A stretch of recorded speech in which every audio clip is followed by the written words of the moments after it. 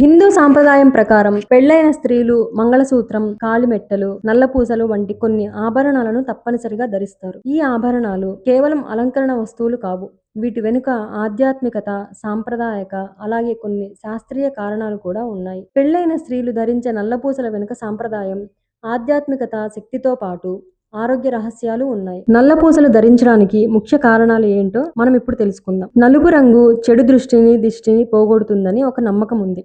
అందుకే మంగళసూత్రంలో నల్లపూసలు వాడుతారు. నల్లపూసలు స్త్రీ చుట్టూ ఉన్న పరిసరాల్లోని దుష్ట శక్తులను, ప్రతికూలతను గ్రహించి వాటిని పారద్రోలడానికి సహాయపడతాయి. భార్య మెడలో నల్లపూసలు ఉండడం వలన భర్తకు ఎలాంటి ఆపద రాదు అని కొందరు బలంగా విశ్వసిస్తారు. భర్తకు రక్షణ కవచం లాగా నల్లపూసలు భావిస్తారు. వీటిని మెడకు ధరించాలి. అలాగే లాంగ్ చైన్ లా వేసుకోరాదు. నల్ల పూసల్లో ఉండే బంగారం శక్తి స్వరూపిణి అయిన అమ్మవారికి ప్రతీక. నల్లని పూసలు శివుడికి ప్రతిరూపం. శివశక్తుల కలయిక అయిన నల్ల పూసలు దాంపత్యాన్ని నిత్యం స్త్రీలకు గుర్తు చేస్తాయి. వివాహ సమయంలో వధూవరుల చేత నల్లపూస దండకు నీలలోహిత గౌరికి పూజలు చేయిస్తారు. ఈ గౌరీమాత అనుగ్రహంతో దంపతులు జీవితాంతం అన్యోన్యంగా సుఖంగా ఉంటారని శాస్త్రం చెబుతుంది. నల్లపూసలు ధరించడం వలన జాతక దోషాలు, సర్పదోషాలు కూడా తొలగిపోతాయని పండితులు తెలియజేస్తున్నారు. పూర్వకాలంలో నల్లపూసలను నల్ల మట్టితో తయారు చేసేవారు.